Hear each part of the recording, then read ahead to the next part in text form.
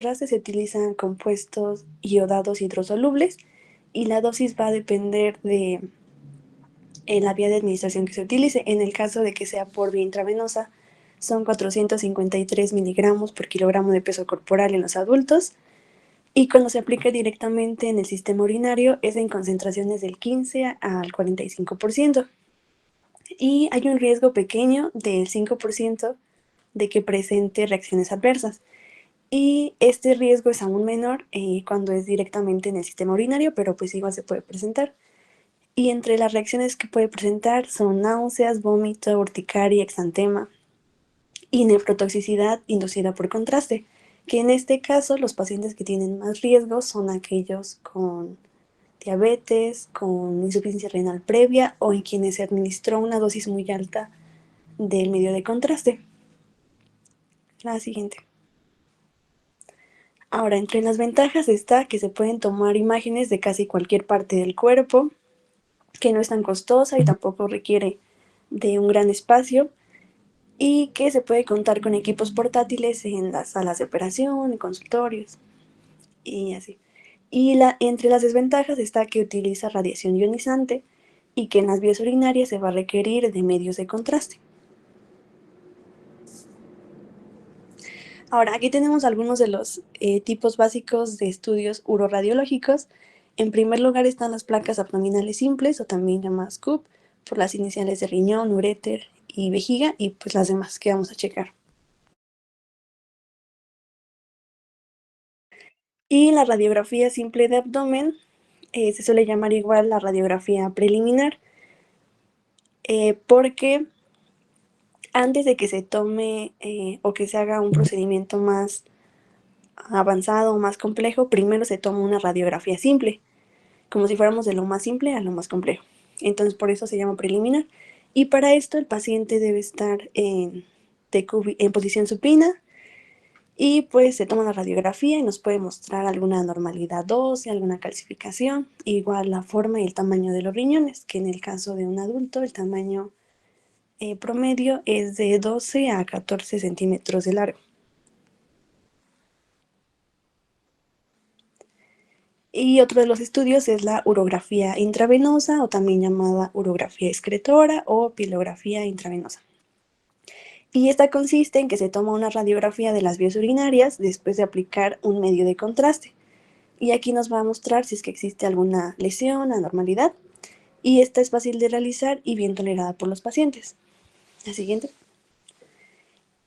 Antes se consideraba que era necesario que el paciente estuviera deshidratado para poder realizar este estudio, pero hoy en día pues esto no es necesario, y de hecho se debería evitar la deshidratación en lactantes, en pacientes debilitados, en pacientes de edad avanzada, con diabetes o con insuficiencia renal.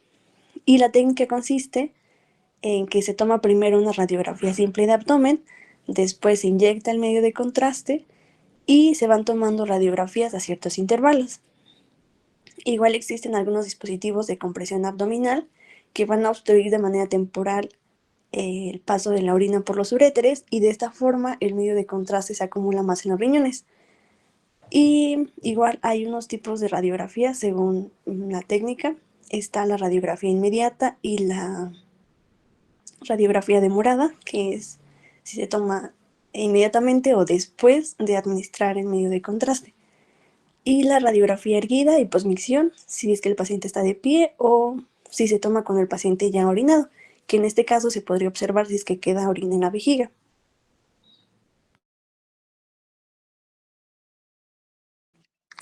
Y aquí tenemos una tabla que muestra las diferencias entre una urografía retrógrada y una percutánea. En el caso de la retrógrada, esta se utiliza cuando la urografía intravenosa tuvo alguna reacción adversa, y consiste en introducir el medio de contraste ahora directamente en los uréteres. Esta es una técnica poco invasiva, puede requerir anestesia y tiene riesgo de causar infección de las vías urinarias. Y en el caso de la urografía percutánea, se realiza cuando la retrógrada o la intravenosa pues no funcionaron o están contraindicadas, y aquí el medio de contraste se introduce por medio de una punción percutánea en la espalda del paciente. Ahora, Bueno, la... ahí vamos a hacer tantito para que sigas. Generalmente las radiografías antes estaban enfocadas inclusive en hacer búsqueda intencionada de piedras, delitos, ¿no? Porque antes no había la tecnología que hay hoy en día. Entonces lo que hacían era pedir algunas radiografías y evidenciar si existía o no algún lito, ¿no? Pero pues hoy en día ya no se ocupa tanto eso porque pues ya hay un estudio de elección, si se acuerdan qué estudio les dije, ¿no? Para piedras. ¿Cuál es el gol estándar para piedras? ¿Se acuerdan? ¿La TAC? La TAC simple, ¿va? La TAC simple de abdomen. Pues generalmente para eso se llegaron a utilizar. Eh, la realidad es que ya hoy en día ya no se ocupa para eso y hay ciertas piedras que sí se podrían llegar a ver. Por ejemplo, las piedras de calcio sí las podríamos llegar a ver. Necesitas un poco de experiencia y además de que la piedra esté grande, ¿no? ¿Por qué? Porque generalmente necesita estar muy grande para que la noten y de verdad tener experiencia para que sí la pueden llegar a tener. Vamos a ver unos casos clínicos después donde sí hay tenemos algunas radiografías que sí muestran litos y obviamente ustedes tienen que saber la anatomía, ¿no? Más que nada dónde está el riñón. Y si ustedes están buscando una piedra en el riñón, pues ver una aproximación en ella, ¿no? O inclusive si están buscando una piedra en el uréter, que insisto, no es el mejor estudio, pero a lo mejor saben que está enfrente del psoas y el psoas es uno de los estudios, es uno de los músculos que sí pueden llegar a notar en la radiografía, bueno, buscar, ¿no? En esas direcciones, pero no siempre es lo más factible. Ahora, hay piedras que realmente no se ven aunque estén muy grandes, ¿no? Hay Hay una una mnemotecnia, mnemotecnia. hay una mnemotecnia que se llama SIUS. La primera es Shantinas, o sea, esas son piedras que generalmente no se llegan a ver. O sea, para que eso sí lo anoten, porque eso siempre se pregunta en examen. Shantinas, Y las de Uratos, ¿no? la I de Indinavir, o sea, ¿saben qué es el Indinavir? ¿Ale? Son retrovirales. Exacto. Esos son de los principales que llegan a causar piedras, pero que no las pueden llegar a notar, ¿no? O sea, no las pueden notar en una radiografía. Uratos, o sea, siguiendo con la mnemotecnia de Schius, uratos, y por último, sulfas. También pueden crear piedras, pero estas no se llegan a notar, ¿ok? Y ahora, si ya están en un lugar pues muy lejos, ¿no? Y lo único que tienen es una radiografía, bueno, pues la pueden solicitar. La realidad es que con la clínica ustedes podrían saber si el paciente tiene una neuropatía obstructiva o no. Eso sería lo importante. Ahora, aquí estás poniendo, por ejemplo, una cistografía o una uretrografía. ¿En quién se imaginan sin ver? O sea, solamente esa imagen. ¿En quién se imaginan que le pedirían ese estudio? ¿A quién? ¿O para qué nos serviría? Pues para ver la vejiga en caso de algún trauma vesical o alguna cistolitiasis. Ok, por ejemplo, el trauma sí estaría muy bien. ¿Qué pasa con un paciente que tenga un trauma? Generalmente traumas cerrados de abdomen y que inclusive esto pasa siempre casi en los accidentes automovilísticos, ¿no? Que se pegan con el volante y entonces presentan hematuria. Se les ocurre hacer una cistografía y resulta ser que le meten medio de contraste y el medio de contraste fuga. Recuerden que la vejiga es como si fuera un globo, ¿no? Que se va inflando, tiene que estar bien delimitado. Si no está bien delimitado y hay una fuga, bueno, con eso harían algún diagnóstico. Por ejemplo, en esa imagen específica que pone su compañera, ahí podríamos ver, digo, no está completa, pero podríamos decir que a lo mejor esa es una estenosis, ¿no? No está completa, eh, nada más se ve hasta ahí, pues no sube más. Y por ejemplo, ese piquito, si lo alcanzan a notar ahí, el piquito que parece como punta de lápiz, Ujú. podremos venir Sí. que todo el trayecto viene normal, de un calibre normal, hasta que de repente se cierra el trayecto, ¿no? Y a lo mejor eso nos puede decir que tenga una estenosis de uretra. Y entonces también nos ayuda para el diagnóstico. Esto sí nos ayuda para el diagnóstico. Y entonces lo que hay que hacer es entrar a quitar esa estenosis. Pero con esta hacemos el diagnóstico. Entonces, estos estudios son para que los conozcan, que los pueden solicitar, para que cuando hagamos los casos clínicos, ya ustedes sepan o tengan una idea de qué probablemente nos puede ayudar al diagnóstico o no. ¿Tienen alguna duda de esto? Doc, también podemos ver si hay algún retraso en la eliminación del medio de contraste, ¿verdad? Pues sí, se podría decir que sí, porque, bueno, más que nada si hay orina residual, ¿no? Que no sería como que el mejor estudio de elección, podrías hacer otro estudio menos invasivo. Por ejemplo, el paciente le van a pedir, de hecho en la cistografía le piden radiografías simples, después le van metiendo medio de contraste, le van tomando radiografías y al final le piden una postmicción. O sea, le dicen, a ver, vaya a orinar. Y el paciente tiene que orinar y en teoría tendría que haber orinado todo, ¿no? Pero hay veces que se pueden quedar con la orina residual. A lo mejor te hablo de un crecimiento prostático, pero no es específico este estudio para eso. Podrías pedir un ultrasonido, que sería menos invasivo. Ok, gracias. Vale, la siguiente.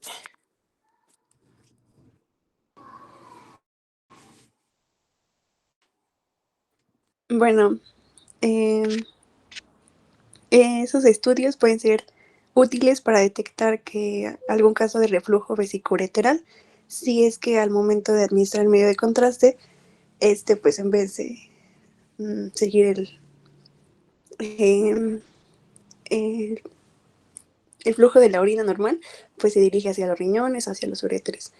Y también encontré ese caso de un paciente de 78 años de edad que tiene un divertículo de 4 centímetros en la uretra anterior.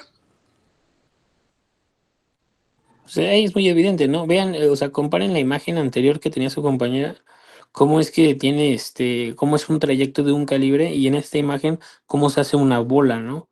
O sea, la que tiene la flecha grande. ¿Ya vieron? Ese es el divertículo. Y si se van más, ustedes más hacia atrás, ya vieron que hay otra, flechita arriba, del lado, bueno, a mí me parece del lado arriba de la pantalla izquierda, esa que está apuntando, vean cómo de hecho el paciente algo está pasando, que está teniendo reflujo. Eso no debería de tener, ¿no? O sea, no se debería de regresar la orina al riñón. Y eso les marca que hay un reflujo. Hay que investigar el porqué de ese paciente. A lo mejor algo anatómico, pero se ve muy bien esa imagen.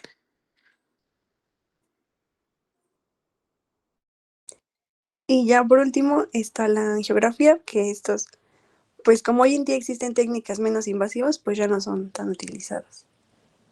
La siguiente. Y pasando con la ecografía, pues esta utiliza ondas de alta frecuencia para crear imágenes de las estructuras internas del cuerpo y se suele usar para evaluar riñón, vejiga, próstata. La siguiente. Creo que alguien levantó la mano. Yo, Doc, nada más quería mencionar que podría haber reflujo en alguna hidronefrosis, ¿verdad? Más bien, por el reflujo se puede hacer una hidronefrosis también. O sea, hay patologías, por ejemplo, tuberculosis, ya que veamos tuberculosis, el, la forma o la anatomía normal, pues, del uréter es como si fuera una forma de herradura, ¿no? De la unión.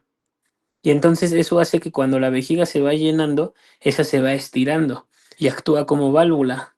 De esa manera hace que la orina que ya llegó a la vejiga ya no se regrese.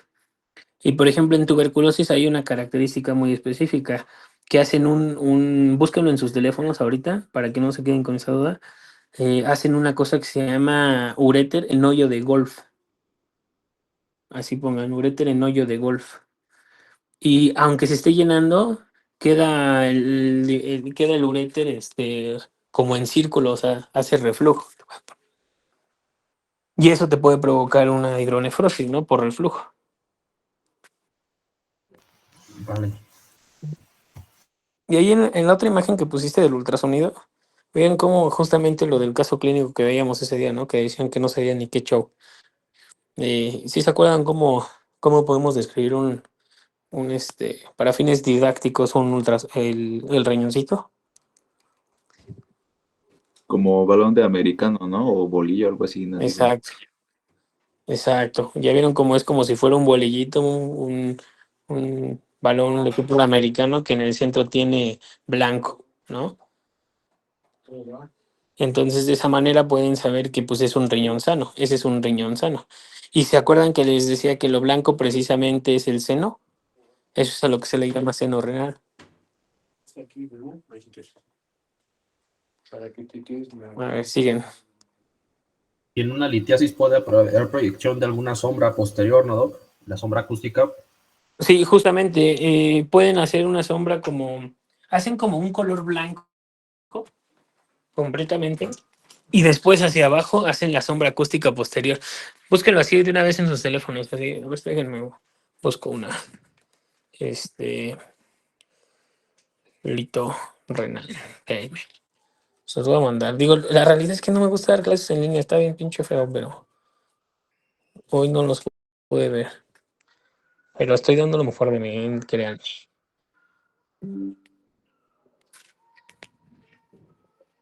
Miren, ya les estoy mandando una imagen.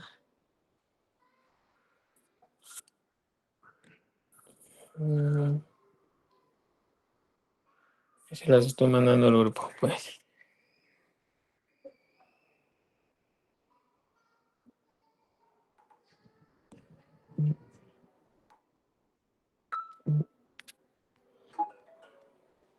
A ver, ya si les llegó a su WhatsApp. Sí. Vean, justamente esa es la piedra y hacia abajo da esa sombra, ¿no?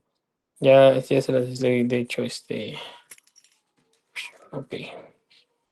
Y ahí se las marqué.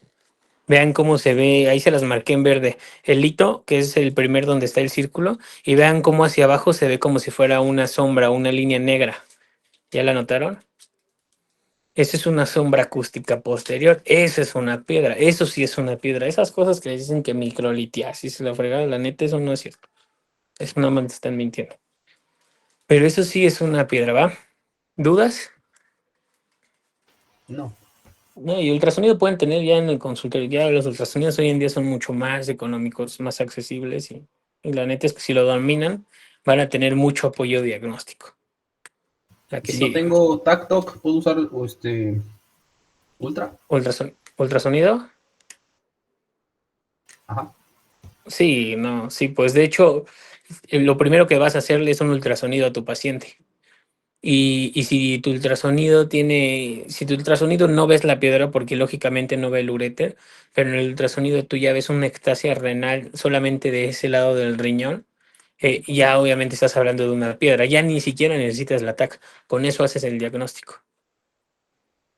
Oh, wow. Ujú, la que sigue. Bueno, ahora vamos con la tomografía computarizada, que pues van a hacer una serie de imágenes que van a hacer cortes transversales que van a estar colindados con rayos X. Estos van a van a ser captados por detectores especializados que pueden ser gaseosos o sólidos. Vamos a tener el corte en espiral o helicoidal y otro similar, pero es como más específico, el de multidetectores. Nos va a funcionar prácticamente pues para una evaluación rápida, detallada, nos permite ver vasos sanguíneos y otras estructuras. Generalmente la TC ya es utilizada en casos de urgencias o en oncología o en cirugía. Y, por ejemplo, se manejan mucho las unidades de Hounsfield, que pues nada más recordemos que es para medir la densidad y pues la del agua que es 0, aire de -1000 y hueso más 1000. ¿Va? Aquí les puse una TC de las glándulas suprarrenales. No sé si las pueden ver. Aquí nos dice que siempre van a tener forma de Y o de punta de flecha invertidas. Bueno, siempre nos dicen que es importante saber ver cómo se ven sanas para saber cuando algo está mal. Entonces, pues aquí están, no sé si las puedan ver, aquí en forma de Y. Ok, bueno. Y bueno, ¿cuándo vamos a pedir una TC? Aquí la dividí por secciones. Primero en el riñón, cuando tengamos un dolor agudo en el flanco, cuando el paciente presente hematuria, cuando exista alguna infección, que generalmente es por abscesos, algún traumatismo y como les digo, la TC generalmente es muy ocupada para los tumores, ya que ayuda pues a caracterizarlos y a estadificarlos.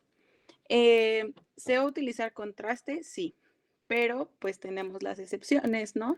Por ejemplo, los cálculos renales, que lo que nos decía el doctor, bueno, no sé si lo dijo, pero son hiperdensos, ¿no? Entonces, al meter el contraste, o sea, ¿a qué me refiero con hiperdensos? Que son color blanco. Entonces, al meter el contraste, entonces se podrían perder ahí los cálculos. Pues las hemorragias sabemos que pues, la sangre es muy densa, entonces sin problema pues se puede ver, entonces no es necesario el uso de un contraste.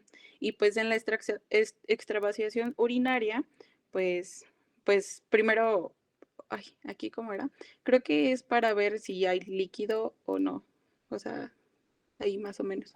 Y pues aquí les puse una TC de los riñones y no sé si puedan ver a la izquierda, aquí tenemos la presencia de un quiste renal que es simple Ujú. y pues ya, ¿Y qué es más? porque por ejemplo aquí nos caracteriza, por ejemplo lo que decía aquí, que cuando vamos a indicar una TC y aquí nos dice hombre de 49 años de edad con dolor en flanco, entonces por eso. Bueno, yo por eso la puse por referencia, pero no sé si usted ve algo más en la... Por ejemplo, ahí donde está la flecha, ahí sí pueden ver que es Ajá, un quiste renal. ¿Es el riñón izquierdo o derecho? Es para empezar. izquierdo. Ah, pues ahí está un error, es derecho. Para empezar. Porque es derecho porque ahí está el hígado, o sea, está mal tu Ay, Está descripción. sí, ligado. Eh, es cierto. Al menos que tenga sitios inversos, sí, o sea, que esté al revés todos sus órganos, ¿no? Pero No, no no, es pero... eso. Acuérdense que siempre, porque eso justamente les falla mucho a varios que ponen izquierdo y derecho, pero acuérdense que siempre el hígado es del lado derecho, ¿no? Y a ver, pon con tu puntero cuál es el hígado. La colita, ese. Entonces ese es el derecho, ¿va? Y entonces ahí tienes un quiste renal simple. Y del otro lado, pon tu puntero o lo blanco que se ve ahí en el riñón. ¿Eso qué es? ¿Lo blanco esto? Al lado del otro riñón. Ah, Ahí. ¿Es piedra o no? mm,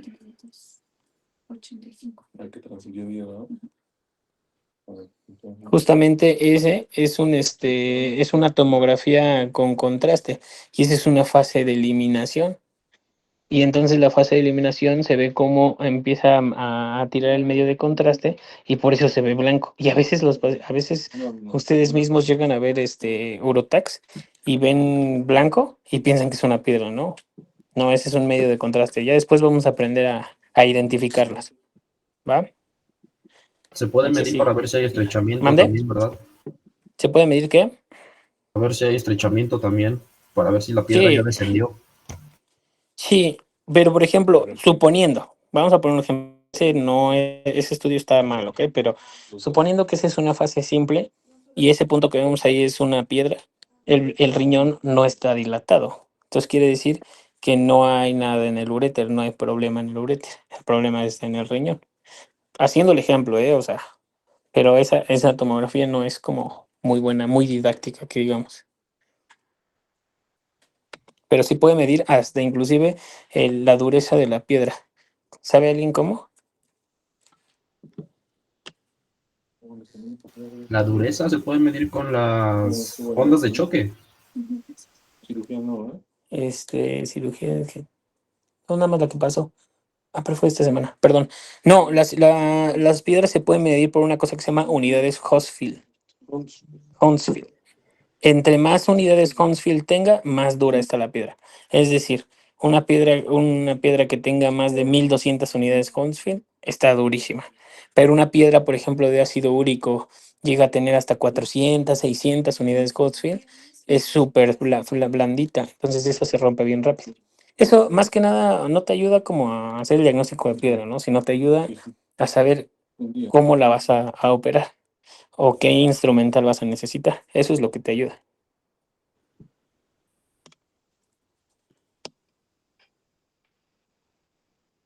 ¿Qué sigue? Pues dudas, ¿no?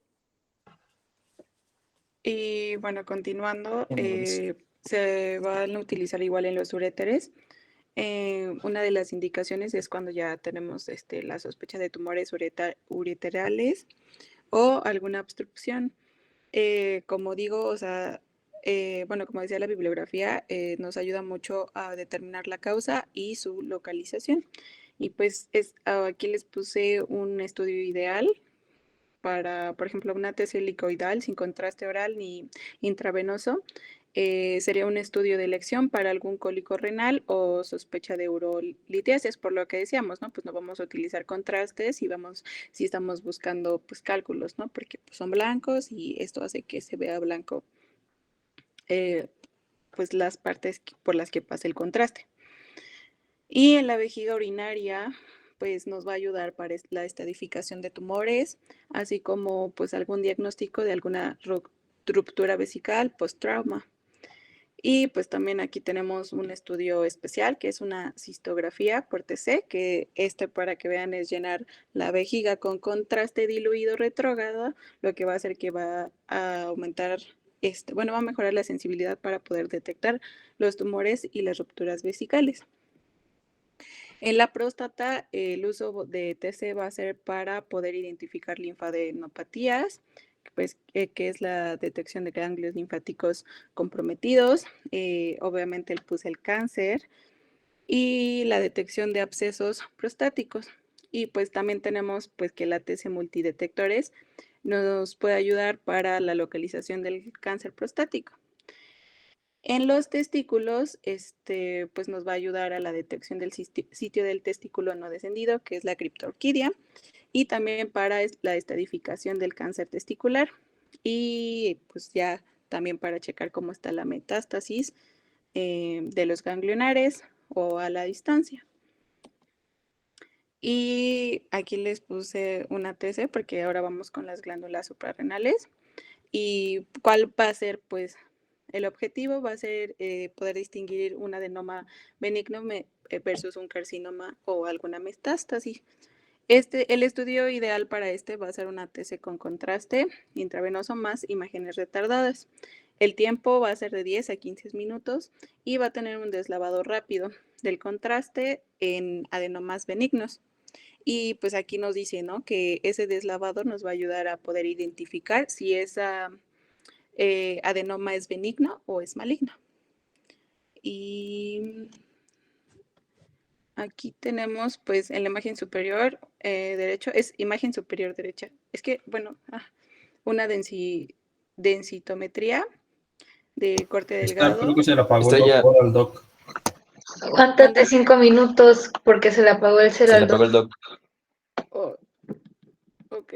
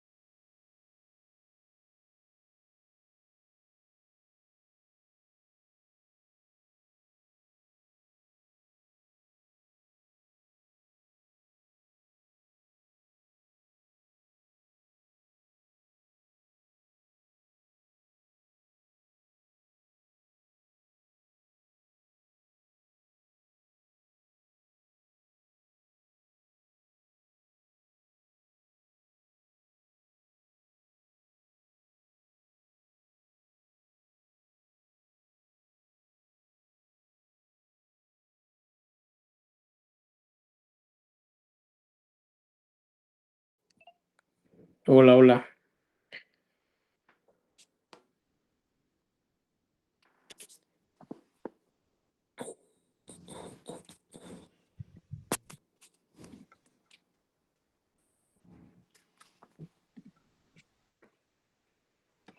Perdón, me quedé si se vuelve a apagar mi teléfono, ahí la dejamos, pero síganle. Bueno, ahora vamos, bueno, aquí tenemos una imagen, es una densitometría de un corte delgado de la masa suprarrenal derecha, incidental, realizada sin contraste intravenoso. Aquí nos dice que la medición de la densidad de la región de interés estaba debajo de 10 unidades de Hounsfield. No recuerdo si el doctor Matt ya nos había dicho o no sé, pero lo de que menor a 10 unidades de Hounsfield es un adenoma benigno y si es mayor, entonces ya es como malignidad. Aparte de esto, del deslavado rápido, es como que lo que nos da este, la diferencia, las unidades de Hounsfield. Ajá, o sea, y pensar en si fuera cáncer, generalmente que hay una característica muy específica de los tumores. Por ejemplo, cuando llegan a ver que es un tumor que generalmente llega a estar muy irrigado de sangre y entonces le llega mucho vaso sanguíneo.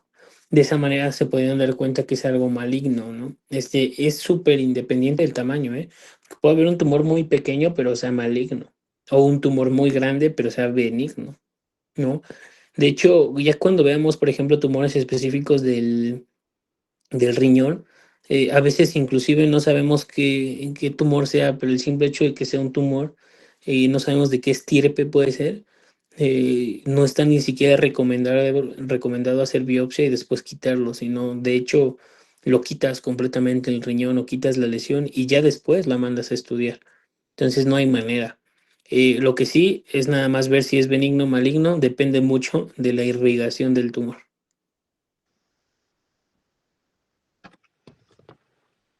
Y bueno, esto sería como de las glándulas suprarrenales. Y vamos a continuar. Bueno, aquí, o sea, si ya dije que o sea, que la región de interés estaba por debajo de 10 unidades de Hounsfield, que nos dice,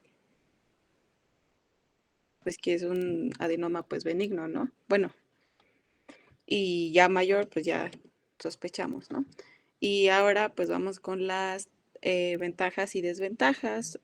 Pues nos da un campo visual amplio, detecta las diferencias sutiles en la atenuación, buena resolución espacial, imágenes anatómicas de corte transversal, independencia del operador y reconstrucción multiplantar y en 3D. Las desventajas es que pues tiene limitaciones en el plano transaxial directo, baja especificidad tisular y resolución de contrastes limitada en tejidos blandos, dependencia del medio de contraste, riesgo de mala opacificación y exposición a la radiación. Ahora vamos con las imágenes de la resonancia magnética. Esta va a utilizar protones como base. Se va a aplicar un campo magnético que lo que va a hacer es que va a alinear los protones, después se va a dar un pulso de radiofrecuencia y los protones se van a activar. Estos al volver a su estado van a emitir señales que esas se van a convertir en imágenes. Esto no va a utilizar radiación y la señal va a variar según el tipo de tejido, o sea, ya sea agua, grasa, etc. Este va a utilizar gradientes magnéticos para poder ubicar las señales. Ahora, pues las indicaciones principales para mandarla en un riñón van a ser pues anomalías congénitas, alguna trombosis venosa renal, un carcinoma, pues que nos va a ayudar mucho para el diagnóstico y pues su estadificación, alguna obstrucción urinaria, cuando los otros estudios pues no nos dan, entonces pues ya podemos pedir ahora sí una resonancia. Y pues la angiografía pues nos sirve pues para vasos del trasplante, una estenosis arterial renal o alguna trombosis. Aquí tenemos pues una, y aquí pues nos preguntamos primero qué vemos, ¿no? Aquí en C, pues no, aquí lo puse, ¿no? Pero pues aquí podemos observar de que la corteza renal, y si ven, es un poquito más brillante. Ya cuando nos vamos a la M, que es la médula renal, vamos a ver una señal un poquito más tenue, ¿no? O sea, no sé si lo vean, así como que aquí está más así, más brillosito, y aquí ya está más oscurito. Y pues acá en la I, la vena cava inferior, que pues ya se ve como más negro, así de que ya. Y bueno, esta es la base estructural de la resonancia renal. Demuestra cómo los tejidos con distinta densidad de protones, o sea, entre agua y grasa, emiten señales distintas, ¿no? Pues que podemos ver que tienen diferentes intensidades. Y pues aplicaciones, por ejemplo, en la vejiga, para la estadificación de tumores. Nos va a ayudar a diferenciar entre hipertrofia benigna versus alguna neoplasia. En la próstata, para la estadificación del cáncer prostático. En los testículos, para evaluar criptorquidia, tumores, orquiepididimitis, traumas, cuando pues, el eco no es concluyente. Y en las suprarrenales, en la detección de grasas, o sea, adenomas o mielolipomas, o alguna lesión benigna. Hay aplicaciones o técnicas especiales que pues nada más aquí las mencioné como para que tuviéramos noción, que va a ser una imagenología por desplazamiento químico.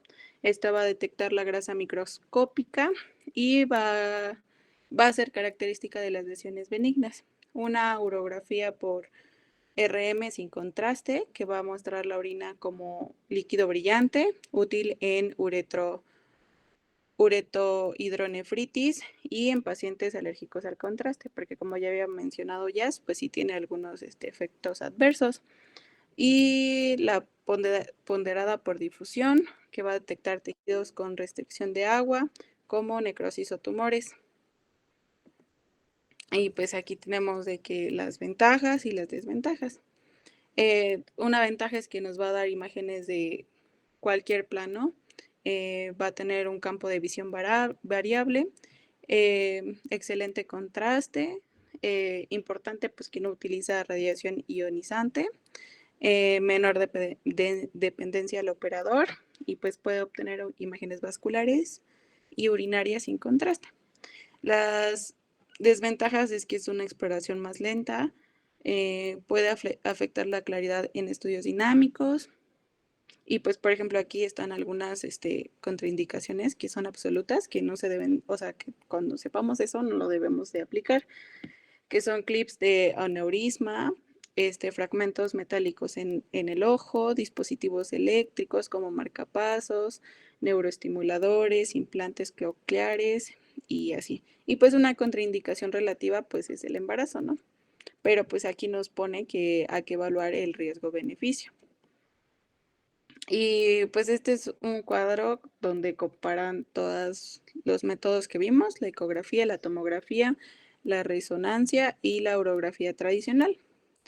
Entonces, pues aquí les Aquí, dice.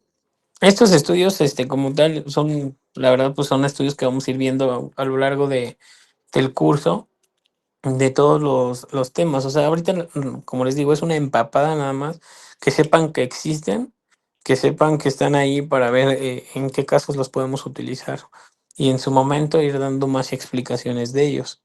La resonancia, la realidad, una de las que más se llega a utilizar en urología específicamente hablando, es por ejemplo la resonancia multiparamétrica de próstata. Esa sí se puede, sí se pide muy común porque con esa puedes estadificar el riesgo de cáncer que tiene un paciente. Como en las mujeres, que se le llama PIRATS, en los hombres es, perdón, en las mujeres que se llama PIRATS, en los hombres es PIRATS. Vamos a ver cuando veamos el tema de cáncer de próstata, vamos a ver el por qué, ¿no? El por qué se puede llegar a pedir uno y otro. Por ejemplo, aquí pones una pregunta de qué método elegir, das un ejemplo de ecografía para quistes renales, resonancia mejor para retroperitoneo y glándulas y tax superior en pelos y tumores y trauma. Bueno, la realidad es que, por ejemplo, en este caso que tú das este ejemplo, en los quistes renales, inclusive el ataque es muy útil porque tienes que estadificar qué quiste es. La clasificación se llama quiste de Bosniak. La clasificación para quistes renales por tomografía se llama Bosniak. Esa la vamos a ver también en su momento. Y pues sí, o sea, hay unos estudios que son mejor para otros, sí, pero la realidad es que con que ustedes sepan tomografía y ultrasonido, eso sería como que lo mejor que sepan en este curso. No sé si te falta algo más de esta presentación. ¿No?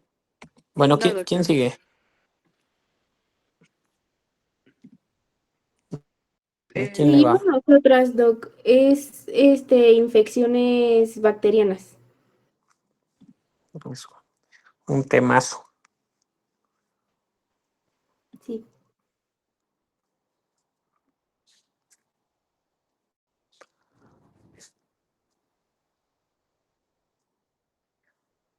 A ver, nada más quiero ver cómo está la presentación. A ver, pásala de rápido para ver si falta algo. Voy.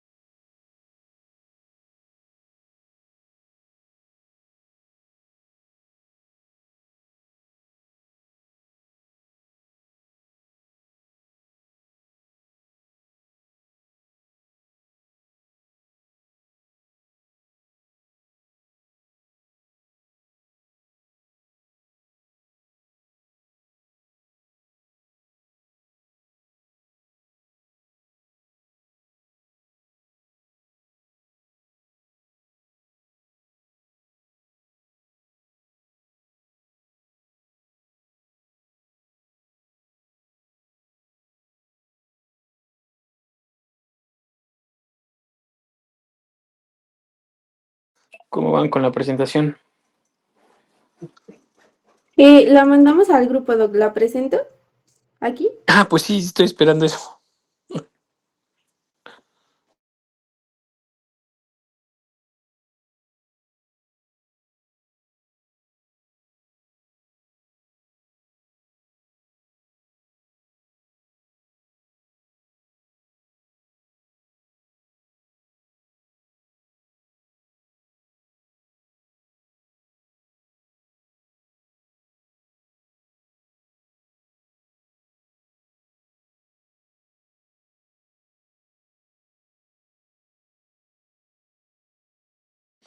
A ver, empieza, le vamos a darle un rato.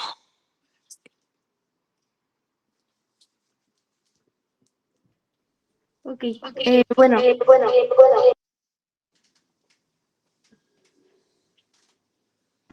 No sé si se escuche bien mi micrófono.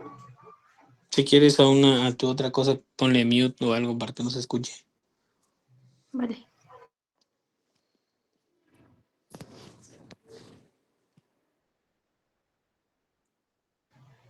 Bueno.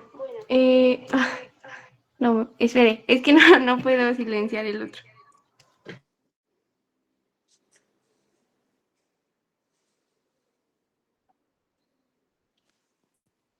Ahí baja el volumen o algo.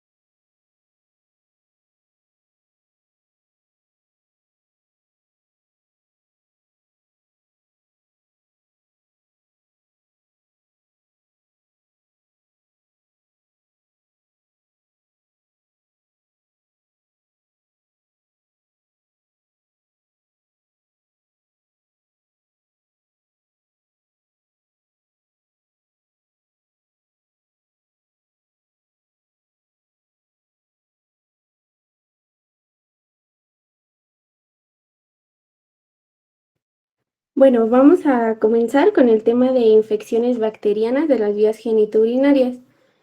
Para comenzar, vamos a explicar qué son estas infecciones genitourinarias.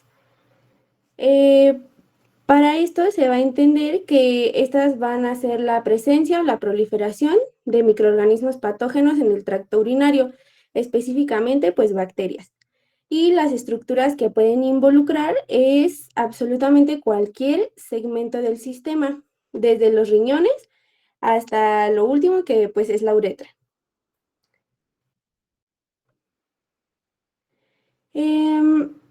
Para el tratamiento y una correcta atención de estas enfermedades, pues vamos a entender que de acuerdo a la edad que tiene nuestro paciente o la edad que presentan, son más frecuentes algunas enfermedades que otras. Por ejemplo, de recién nacidos hasta los 15 años, vamos a encontrar más frecuentes las anomalías anatómicas y funcionales. Mientras tanto, en las personas de 16 a 35 años, como es esta edad en la que pues apenas se está experimentando y se llevan a cabo prácticas pues antihigiénicas como lo son las relaciones sexuales, esto también puede contribuir a la presencia de microorganismos que causan enfermedades.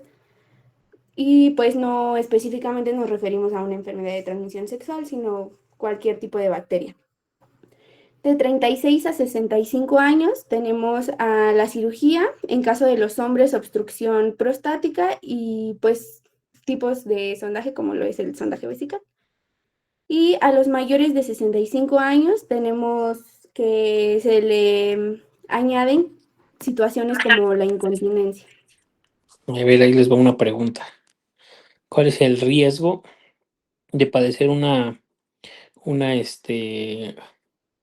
infección del tracto urinario por uso de sonda Foley por día? Está manchada, ¿no?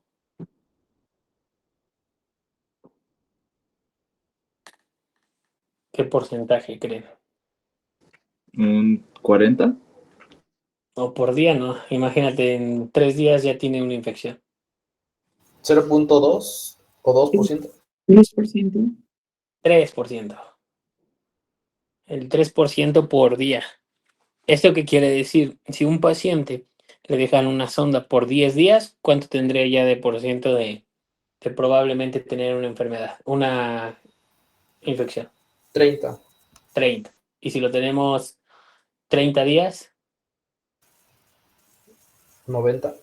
90. Es decir, que por eso las sondas se deberían de cambiar al menos una vez al mes. ¿Por qué? Porque ya tendrían un riesgo muy elevado de presentar alguna infección de vías urinarias. ¿Y esto en quiénes los van a ver? Van a tener muchos pacientes en su centro de salud cuando hagan su servicio, pues ya mayores de 65, 70, hasta 80 años, que llegan a tener sondas, sonda Foley por varias razones, de las más comunes y típicas que inclusive que porque no los han podido operar por falta de recursos, porque en el hospital aún no lo pueden operar, su tiempo de espera es hasta dentro de un año y entonces ahí tienen la sonda. Y entonces el problema está en que no le cambian la sonda o que le cambian la sonda cada 15 días. O sea, también eso está mal porque cada 15 días le estás introduciendo y sacando una sonda y le estás llevando un bicho, ¿no? Entonces lo recomendable sería eh, darle inclusive tratamiento a ese paciente de antibiótico profiláctico, pero que sepan que no más de un mes. Ahora, hay sondas que duran más, ¿no? ¿Qué tipo de sondas conocen ustedes de las sondas Foley? ¿De qué material? De silicona. Látex.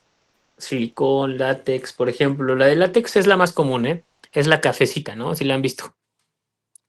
Y hay unas que se llaman Silastic, que son como como verdecitas o azules, no sé si las han visto. Hay Estas unas que son ondas, con plata, ¿no? ajá, ¿con qué? Con punta de plata. No, son catéteres generalmente.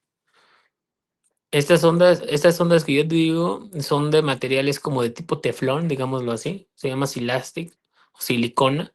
Y estos materiales llegan a durar hasta 3 meses. O sea, podrías dejarle una sonda hasta 3 meses y le dejas un antibiótico profiláctico a tu paciente. Es decir, le dejas, no sé, cefalexina, por ejemplo, a dosis súper bajitas los 10 primeros días de cada mes y el paciente te va a durar con 3 meses con esa sonda. Lo mejor sería que no la tuviera, ¿no? Pero si la tiene que tener por alguna u otra cuestión, bueno, ya saben cómo mantener a su paciente de, para entonces.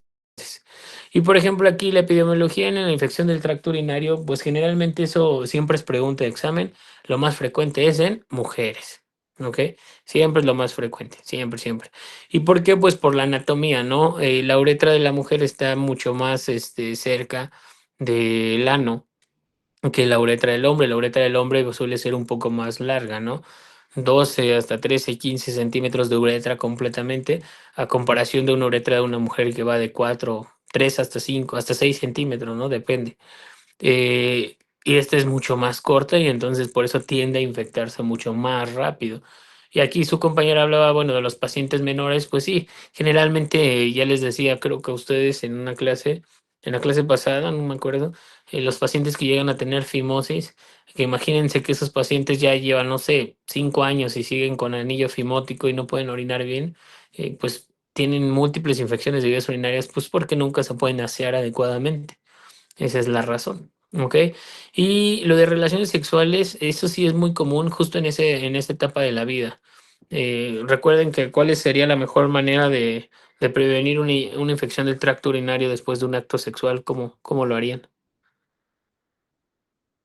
Recomendándole que Orinando. orine. Micción post Exacto, coital. exacto, que vayan a orinar. De esa manera barren las bacterias y pues es mucho mejor. E inclusive aseo, que se bañen después de ir a un acto sexual.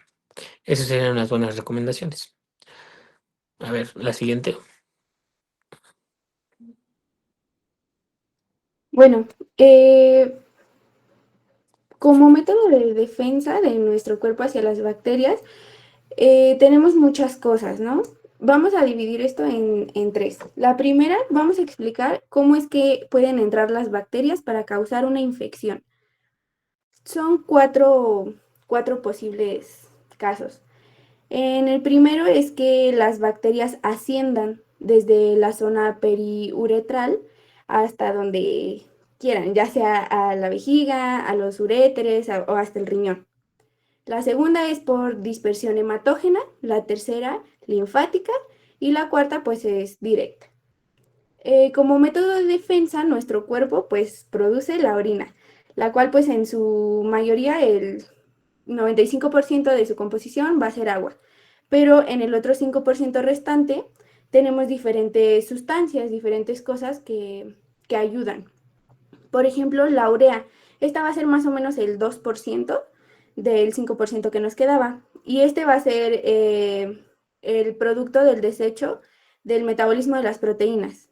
También tenemos electrolitos, creatinina, ácido úrico, que es el resultado del metabolismo de purinas, y por último el amoníaco, que en combinación con la urea son los que le dan el olor característico a la orina, que también se describe como amoniático, algo así. Bueno, este amoníaco lo que hace en la orina es que nos va a ayudar muchísimo a mantener el pH, que normalmente está rondando como el 6. Y ya veremos más adelante en esta presentación que para cada enfermedad pues hay un agente etiológico más común. Sin embargo, así como englobando todas, el más común es la E. coli. Y bueno, esta es la más común porque tiene una cierta resistencia a la actividad bactericida que ya tiene el ser humano por nacimiento.